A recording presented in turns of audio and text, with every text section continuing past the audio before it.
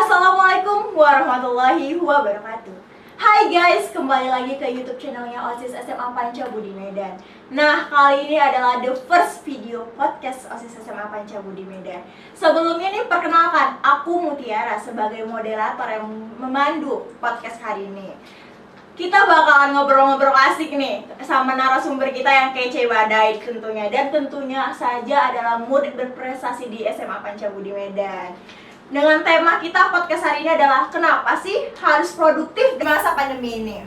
Boleh nih kita perkenalkan nih. Halo Kak Salwa dari Kak Walman. Halo Kak. Boleh perkenalkan nih Kak? Oke, boleh. Mulai dari siapa nih? Boleh aku mungkin ya? Iya Kak Salwa mungkin dulu. Oke. Halo teman-teman semuanya. Perkenalkan, nama aku Salwa Khalisa. Aku merupakan murid di SMA Panca Budi Medan dan di OSIS aku menjabat sebagai sekretaris OSIS SMA Panca Budi Medan. Sekarang aku menjabat sebagai Duta Remaja Utama Putri Kota Medan 2021. Oke. Halo semuanya, perkenalkan nama aku Walman Sidik Sigalinggi. Sekarang menjabat sebagai runner-up 2 Putra Pendidikan Sumatera Utara 2021 sekaligus menjadi Duta Favorit Duta Pendidikan Sumatera Utara 2021. Wah, oh kakak-kakak. Nah, kalau boleh tahu nih kesibukan kakaknya sekarang nih apa aja nih Kak? Kak Salwa mungkin kesibukannya apa nih Kak? Oke, kalau aku sekarang mungkin karena udah kelas 12 ya Kak, kayaknya sibuk untuk mencari PTN yang mana yang terbaik untuk kita nanti, sibuk SNM, SBM, dan juga mungkin karena aku barusan pelantikan nih, pengurusan OSIS baru, bulan 9 kemarin udah turun jabatan nih Kak, jadi MPO di OSIS SMA Panca Budi, jadi udah agak sedikit lega lah ya Kak untuk di OSIS. Dan mungkin sekarang aku mau menikmati udah terakhir-terakhir nih Kak, penurunan masa jabatan nih di Duta Remaja, udah 2021 mau habis nih ya Kak, mungkin itu sih Kak. Nah, kalau Walman sendiri nih kesibukannya apa nih Kak? Nah, pasti kalau orang udah kelas 12 itu pasti belajar ya.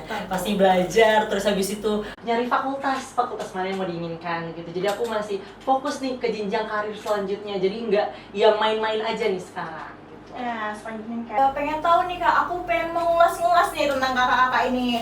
Gimana sih Kak sampai bisa di titik sekarang ini Kak, dari Kak Salwa tuh? Gimana tuh Kak perjalanannya Kak? Bisa diceritain yang Kak ke teman-teman sekalian nih Kak?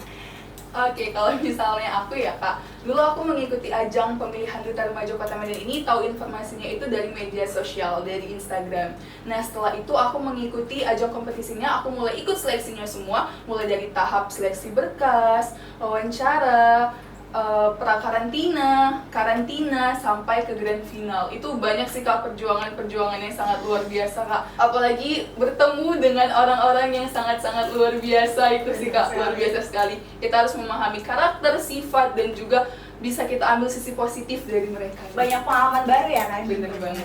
Nah, kalau Kak Walman sendiri nih, gimana nih ceritanya bisa sampai titik sekarang ini Kak? Oke, kalau bahas cerita bisa sampai di titik sekarang itu pastinya karena rahmat Allah juga ya Kak ya. Karena rizki dari Allah juga. Jadi pertamanya itu aku lihat infonya itu dari sosial media. Terus aku cerita ke beberapa guru dan alhamdulillahnya disupport. Karena dengan temanya pendidikan ya, duta pendidikan gitu. Jadi disupport, terus habis itu aku ini orangnya kepo Kak. Jadi kan ini kan dulu itu kita tatap muka ya. Kan sekarang lagi pandemik jadi daring. Jadi kayak mana sih pendidikan itu gitu. Jadi aku pengen jadi role modelnya tentang pendidikan. Jadi awalnya itu aku juga ada karantina. Terus habis itu akhirnya grand final dan alhamdulillah dapat nih gelarnya. Iya, alhamdulillah banget. Wih, panjang banget nih cerita dari perjalanan kakak. Tentunya nih kan kak, setiap perjalanan pasti ada hambatan ya kan kak? Nah, boleh tuh kak di-share hambatan tuh ketika apalagi di dalam panggung tuh kak. Perasaannya, hambatannya apa aja tuh kak?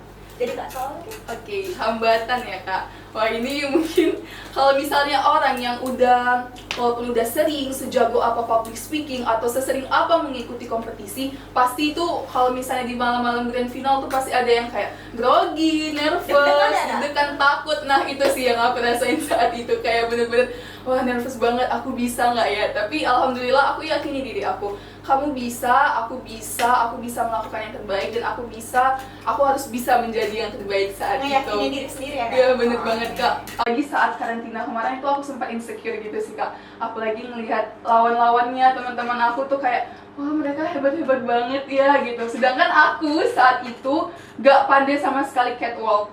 Catwalk itu apa? Gak pernah sama sekali. Bahkan untuk pakai heels Kak. kayak heels 3 cm aja kadang aduh udah encok nih kaki nih. Pegel ya, Kak? Sakit banget Kak. Dan sekarang dituntut tuh harus bisa menjadi kayak like a queen tapi bisa dicampakkan dimanapun.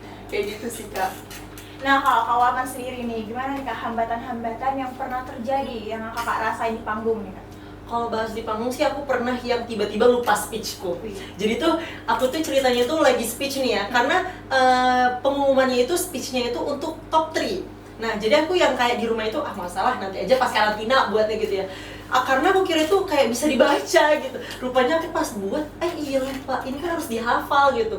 Nah awalnya sih aku udah pede-pede aja nih untuk ngafalnya. Ternyata pas di panggung nih aku lupa kalimat akhirnya. Sementara kan kalimat akhirnya itu kan kalimat yang mancing orang buat tepuk tangan ya. Dan aku lupa, akhirnya aku ada kalimat nih yang aku udah sediain kalau misalnya lupa, dan alhamdulillahnya bisa tersampaikan gitu. Intinya itu adalah tenang, dan ketika kita satu langkah ke atas panggung, anggap orang-orang itu udah nantiin kita. Masa kita sebagai artisnya, kita insecure sih sama peserta lain gitu sih. Jadi kita yang buat peserta lain insecure, jangan kita yang insecure karena peserta lain. Kalau aku kayak gitu. Nah, kalau Waman bahas tentang speech nih, aku pengen tahu nih dari kakak-kakak. Dulu tuh kakak tuh udah pandai speech nggak sih? Dari awal tuh udah pandai public speaking atau gimana tuh Kak? Oke, kalau bahas tentang public speaking ini menarik ya Kak. Soalnya kan suka nggak percaya diri kan Kak. Iya, bener, Kalau bener. kakak tuh gimana tuh Kak dari kisahnya? Oke, aku memang dulu ikut organisasi Kak, sering ikut-ikut organisasi. Tapi kalau untuk berbicara, apalagi public speaking, itu kayak waduh, itu paling yang aku aku nggak mau public speaking, apalagi berbicara di depan umum. Aku tuh orang yang nggak pedean sih Kak, jujur banget. Dan aku ikut nih di organisasi, di OSIS SMA Pancabudi. Dan ternyata Kak, di OSIS ini diajari public speaking, percaya diri, siap tempur, mental harus siap nih Kak, dilatih MC, pidato, dan lain-lainnya yang buat kita itu menjadi bekal nih untuk kita. Jadi dari sini juga sih Kak, aku dapat pembelajaran, apalagi pembina OSIS nih Kak, yang benar-benar ngajarin kita dari nol sampai kita jadi sekarang. Mungkin ngelihat aku ya sama Waman, apalagi juga sama teman-teman yang lainnya, itu berkat ayah sih, mungkin ayah Adlin, Khairil Setepu selaku pembina OSIS SMA Pancabudi Medan. Mengucapkan terima kasih banyak banget nih buat ayah. Wah, hebat sekali ya Kak ayah Helun itu. Dan dia juga nggak cuma menciptakan murid-murid berprestasi, nggak cuma hanya kami Kak. Dari MPO alumni OSIS sebelumnya itu banyak banget Kak yang udah sampai internasional, apalagi sampai ke Amerika sih Kak, luar biasa banget. Luar biasa. Nah, kalau dari Kak Waman sendiri nih, itu public speaking-nya tuh dari dulu atau gimana nih Kak? Kalau aku mungkin di SMP sama kayak Kak Salwa tergabung dalam organisasi ya. Nah aku sempet yang kayak mau percaya diri nih, mau jadi MC nih awal di SMP. Ketolak sama peserta lain, sama gurunya gitu ya. Ketolak, jadi mentalnya jatuh nih. Ketemulah dengan ayah Adlin. Ketemu dengan ayah Adlin, terus aku tuh dulu tuh cuma punya bakat puisi, ya kan? Jadi aku cuma punya bakat puisi. Dan ketika ketemu ayah Adlin bilang kalau kau itu nggak cuma punya satu bakat, karena bakat itu bukan yang harus dilahirkan, tapi kau yang harus menciptakan bakat itu gitu. Jadi akhirnya aku bisa reportase, aku bisa speech, bisa PD, itu karena ayah Adlin sih. Jadi dia melatih kita bukan hanya tentang agama, tetapi tentang kehidupan masyarakat ini semuanya dilatih sama ayah Adlin. Jadi kan kakak ini berawal dari OSIS SMA Pancabudi ya kan Kak? Nah, kalau gue tahu nih, kenapa sih kakak punya ketertarikan tuh buat gabung di OSIS SMA Pancabudi Kak? Gimana tuh Kak? Kenapa ada ketertarikan gitu? Ya, oke. Kalau soal ketertarikan, dari awal tuh aku jatuh cinta, jatuh hati nih Kak sama OSIS. Ya. Dari awal pas MPLS, itu ngelihat kakak-kakak OSISnya, wah kompak banget ya. Apalagi aku ngelihat alumni OSISnya kemarin itu, mereka datang ngedampingi panitia OSIS, panitia MPLS-nya gitu. Solid ya Kak? Bener banget, MPO alumni OSIS itu datang memperkenalkan diri sama kami yang baru bergabung di SMA Pancabudi. Aku kayak ngelihat, wah luar biasa banget sih. Dan ini kerjanya bener-bener yang kayak terprepare gitu Kak, rapi gitu, tertata. Terus aku juga ngelihat kayaknya, wah di bagian OSIS ini kayaknya ada bagian nih dari aku. Jadi aku mulai tertarik nih, gimana ya kalau misalnya aku ikut nih menjadi bagian di OSIS SMA Pancabudi. Dan alhamdulillah setelah mengikuti seleksinya alhamdulillah bisa berdiri di sini dan menjadi bagian di OSIS SMA Pancabudi. Wah, alhamdulillah banget ya Kak. Alhamdulillah. Nah, kalau Kak Waman sendiri nih, gimana kok bisa ya tarik-tarik gitu mau join ke OSIS SMA Pancabudi Kak? Nah kalau aku itu join ke OSIS SMA Pancabudi itu sangat bertolak belakang ya sama Kak Salwa. Kalau Kak Salwa itu karena kebawaan sendiri nih ya. Kalau aku itu karena ada sedikit ancaman Kak sebenarnya. Jadi aku tuh ada ancaman dari sekeliling nih, kayak kalau nggak join di OSIS kurang ya uang jajannya kayak gitu. Gitu ya, Jadi takut juga ya kalau mau jajan gitu, udah uang jajan pas-pasan dikurang. Akhirnya dan alhamdulillahnya ada temen abang yang dulunya di OSIS juga, dia itu yang kayak cerita sama ayah aku, dia yang kayak cerita di OSIS itu kayak gini, dan alhamdulillahnya ayah tuh tertarik gitu ya, dukung 100%. Sementara aku yang kayak, apa sih OSIS, gak mau di OSIS gitu. Aku yang kayak gitu, dan akhirnya aku coba ikut seleksinya karena kayak, udahlah nggak mungkin lolos gitu, aku nggak mungkin lolos gitu, yang penting uang jajan aku aman aja gitu. Nah ketika aku udah berpikir aku nggak lolos, malah Allah itu buatnya yang kayak udah waktu di OSIS gitu. Akhirnya dan di situ ayah aku senang banget ya aku tergabung di OSIS, dan sebenarnya itu karena ajakan dari Kak Jen sih. Ada namanya Kak Jen itu kawannya abang aku, namanya Riwanda Zain. Mungkin Kak Jen nonton juga Boleh ya. kita sapa nih kan, halo Kak Jen. Nah, jadi Kak Jen itu juga yang dulu Kak pagi-pagi nih ya, out of the box nih ya. Jadi tuh pagi-pagi tuh sebenarnya aku nggak diantar sama orang tua. Kadang-kadang ya. Jadi kadang-kadangnya diantar itu. Tapi kadang-kadang ini sama Kak Jen. Jadi Kak Jen itu jam 7 atau jam 6 lewat berapa gitu udah stay di rumah aku. Nungguin aku yang masih pakai baju. Jadi dia nungguin aku gitu loh, perginya bareng-bareng kan. Baik banget. Baik banget ya kalau dihitung-hitung ya. Aduh. Oh gitu kata tarikan kakak ya. Nah selanjutnya nih Kak, pengen tahu sih Kak, selama kakak jadi OSIS nih, apa aja yang kakak dapat ini? Apa aja itu Kak Salwa? Oke, kalau misalnya selama di OSIS apa aja benefit nih ke kita? Wah, itu pertama, public speaking nih Kak. Kita bisa berbicara di sini ya karena dilatih dari OSIS public speaking.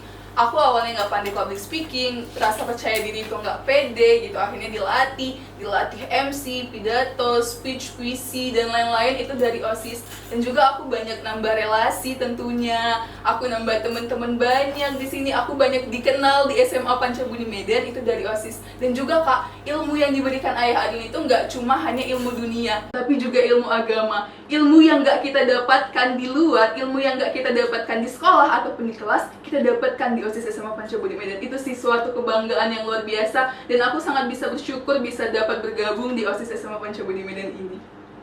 Kalau buat Kak Wawan sendiri tuh gimana tuh Kak? Kalau aku pasti merasa bersyukur banget ya. Pasti merasa bersyukur banget ketemu dengan Ayah Adlin. Karena kalau tanpa dia juga aku nggak bakal bisa berdiri seperti ini ya, masih insecure dan lain-lain. Nah, kalau yang dibilang Kak Salwa itu bener banget. Kita nggak dapat ilmu itu dimanapun. Maksudnya kita nggak dapat ilmu itu di sekolah gitu ya. Ibaratnya kita udah satu langkah maju nih dari teman-teman yang lain. Jadi satu langkah kita udah maju, dan juga kita nggak yang kayak stuck di situ aja. Kalau kita masuk di OSIS nih, circle pertemanan kita itu positif banget. Dan kalau yang aku rasain ya di OSIS, kita bisa sharing dengan MPO nih. Kayak aku sharing dengan, ada namanya kakak kesenian dulu ya, Kak Nabila Zway. Dia itu sekarang udah lulus di Ponegoro ya kan, Universitas Ponegoro. Dan aku konsultasi gimana sih tips and triknya. Dan itu semua kan circle-nya OSIS gitu ya. Kayak pertemanan itu udah jadi positif karena aku tergabung di OSIS gitu sih. Berarti bergabung di OSIS ini sangat membawa dampak positif ya Kak bagi kakak-kakak. Nah, mau fokus ke Kak Salwa nih, mau ulas-ulas tentang para remaja nih Kak. Nah, menurut Kak Salwa pribadi nih, sebagai duta remaja, gimana sih tanggapan kakak kira-kira problem yang terjadi pada remaja zaman sekarang Kak? Oke, masalah ya Kak, problem yang ada di dalam remaja. Banyak banget nih Kak. Contohnya kita ambil dari pergaulan bebas. Karena banyak anak remaja sekarang yang labil nih Kak untuk mencari jati dirinya. Banyak remaja sekarang itu yang mau menunjukkan dirinya itu siapa. Banyak remaja sekarang kayak, ini aku gitu, aku bisa hebat, aku bisa kayak gini ya kayak gini, aku bisa kayak gini karena aku kayak gini gitu. Jadi banyak remaja yang mau menunjukkan jati dirinya, tapi ada dua arah nih Kak. Ada yang ke arah positif dan ada yang ke arah negatif. Tapi ada beberapa remaja yang masuk ke arah negatif ini dengan pergaulan bebas. Kayak istilahnya dugem, nongkrong-nongkrong nggak jelas yang akhirnya narkoba, pergaulan bebas itu juga masuk ke pernikahan dini, seksual dan lain-lain semacamnya. Itu banyak sekali sih Kak yang terjadi di remaja sekarang. Bahkan ada yang remaja sekarang yang hamil di luar nikah padahal masih sekolah, masih berstatus pelajar di SMA-nya. Itu sih Kak. Dan juga banyak juga remaja sekarang, karena kita nih masa pandemi ya, masa pandemi kita belajar secara daring, secara online. Banyak kendala-kendala remaja ini yang jadinya males untuk belajar. Apalagi untuk absen aja banyak sekali remaja yang kayak, aduh males banget absen pagi-pagi jam 7, jam 8 udah harus absen, udah harus bangun pagi. Sedangkan kan aku bangun baru jam 10 gitu kan. Banyak yang jadinya kendala-kendalanya di absensi, pelajaran. Banyak remaja bilang belajar sekarang pandemi ini nggak efektif. Belajarnya itu nggak dapet ilmunya, nggak masuk ilmunya, nggak ngerti pelajarannya, disalahin gurunya lagi gara-gara gurunya nggak nerangin nih kayak gini, padahal sebenarnya itu kan kesalahan dari remajanya sendiri gitu sih Kak. Jadi itu semua tergantung sama diri kita sendiri ya Kak. Bener banget. Nah, bahas tentang pendidikan, mau pindah nih ulas ke Kak Walman nih. Nah, sebagai putra pendidikan Sumatera Utara nih, tanggapan Kak Walman nih tentang pendidikan di masa pandemi ini Kak, gimana tuh Kak? Nah, menurut aku pendidikan di masa pandemi ini sama aja ya dengan pendidikan ketika kita tatap muka. Alhamdulillah SMA Pancabudi kan udah tatap muka ya, walaupun per minggu, per sesi gitu. Alhamdulillah banget, udah harus kita syukuri banget ya. Nah, aku udah rasain nih tatap muka setelah pandemik dan daring gitu. Gimana nih perbedaan-perbedaan? Rasa aku sama aja sih. Rasa aku sama aja, kembali lagi ke siswanya. Jadi ada lagu yang kayak misalnya yang kaya akan semakin kaya, yang miskin akan semakin miskin, dan itu terjadi sama kita sekarang. Jadi kayak yang pintar akan semakin pintar, yang rajin akan semakin rajin, dan yang malas akan semakin malas gitu. Nah, jadi pas aku rasain ya, pas tatap muka tadi tuh apalagi. Jadi kan banyak yang bilang kayak nggak efektif nih daring, kayak yang dibilang Kak Salo tadi, yang efektif, nggak paham apa segala macam. Dan ketika tadi kita tatap muka, ada juga kok yang masih main HP di kelas gitu ya, masih main handphone di kelas. Jadi kayak yang salah itu siapa? Pandemiknya, pemerintahnya, atau diri kita sendiri yang salah gitu. Nah, kalau aku pribadi, ketika aku ditanya paham nggak ya materi selama pandemik, ya kalau daring ya aku paham aja ya, kalau ada Zoom gitu. Sama juga kan kayak Kak Salwa, yang penting cara kita mengatur waktu kita gitu. Kayak yang dibilang Kak Salwa tadi, aku belum bangun nih jam 8. Terus kalau kita sekolah offline, kita datangnya jam berapa? Jam 8 juga kan gitu. Jadi tergantung ke itu apa ya namanya? Malas ya. Jadi kayak malas diri kita sendiri Diri gitu. kita sendiri ya. Manajemen waktu. Nah, kalau boleh tahu nih kan Kak, dampak positif Kak Salwa sama Kak Walman selaku Duta Remaja Putri Kota Medan 2021 dan runner up Putra Pendidikan, gimana tuh Kak dampak positif yang Kakak alami atau yang Kakak rasain? Benefit buat aku benar. selama menjadi duta. Oke, apa aja sih yang aku dapetin? Mungkin kalau teman-teman lainnya di sekolah ada teman-teman kenal aku itu Salwa anak SMA Pancabudi, Salwa anak OSIS gitu. Oh, Salwa anak Padi, ya mereka taunya aku gitu. Mungkin selama menjadi duta ini, teman-teman yang di Kota Medan atau di Sumatera Utara kenal aku tuh jadinya oh Salwa Duta Remaja, kenalnya itu, nge-branding nama Duja gitu kan. Nah, kalau misalnya apa aja sih yang dapat followers nambah Kak? Naik followers nih Kak. Dan alhamdulillah job banyak dapat nih Kak. Alhamdulillahnya job banyak dapat tawaran sana sini. Dan juga aku juga ditawarin Muse Makeup, jadi model makeup selama bisa ikutin duta ini. Jadi banyak sih Kak relasi teman-teman yang lainnya yang aku dapetin, banyak banget sih Kak.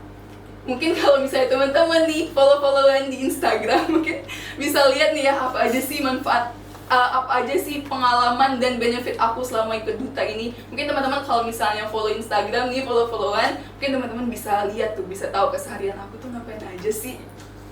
Nah, kalau Kak Walman sendiri itu gimana tuh Kak? Dampak positifnya?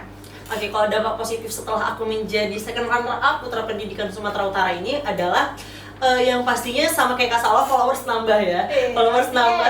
Dan kalau aku tergabung di Putra Putri Pendidikan ini, aku mendapat circle positif lagi, memperluas circle pertemanan gitu ya. Dan circle pertemanan itu bukan yang negatif gitu, malah yang positif, bahas-bahas pendidikan. Dan alhamdulillahnya alumni Putra Putri Pendidikan solid banget nih di grup gitu ya, kami saling kasih kabar dan lain sebagainya. Terus habis itu benefitnya itu adalah yang pastinya dikenal masyarakat gitu ya, dikenal masyarakat sebagai duta pendidikan gitu. Nah terus habis itu yang pasti ya seperti yang dibilang Kak Salwa tadi, job nambah gitu ya, job MC gitu. Alhamdulillah gitu ya. Jadi kayak banyak tawaran, mau dong kamu yang MC-in gitu acaranya. Jadi kayak itu sih manfaat banget ya, dampak positif banget dari aku. Nah, tadi kan Kak Dua dia ada bilang Instagram nambah nih. Kemarin tuh aku ada sempat nge-stalk IG Awalman nih. Ada di situ video pengangkatan anak jalanan. Itu gimana sih Kak? Kok punya pemikiran seperti itu Kak buat advokasinya? Oke. Jadi aku ceritain sedikit nih ya tentang awal mula aku kenapa mengangkat tema advokasi anak jalanan yang aku bawa ke Sumatera Utara. Awalnya itu aku main handphone nih di mobil ya kan. Aku main handphone, terus habis itu aku lihat tuh ada anak jalanan nih yang kayak masih kecil, masih segini kali ya. Itu yang kayak udah nyari uang tuh, kayak ya Allah, kan kayak sedih banget ya rasanya. Seharusnya dia yang masih punya permainan, hak untuk belajar gitu. Nah, akhirnya aku mengangkat nih advokasi tentang pendidikan untuk anak jalanan. Ketika aku mengadvokasi tentang pendidikan anak jalanan, itu semua karena aku ada baca nih di Undang-Undang Dasar 1945 pasal 31 itu menyatakan bahwa pendidikan merupakan hak bagi siapa saja. Berarti termasuk dong pendidikan untuk anak jalanan gitu. Nah, aku kembali lagi sharing di tempat yang sama. Aku sharing dengan salah satu anak jalanan yang menjadi boneka-boneka gitu. Aku tanya, kenapa nggak melanjutkan pendidikan gitu. Nah, bagi dia pendidikan itu hanya sebuah formalitas dan legalitas untuk diakui sebagai orang yang terdidik gitu. Bukan pendidikan itu harus aku dapetin, bukan pendidikan itu harus yang aku milikin gitu. Jadi bagi dia itu hanya sekedar, udahlah, itu kan formalitas orang aja gitu. Formalitas orang-orang di luar sana biar nganggap, oh kok itu anak terdidik ya? Bukan gitu.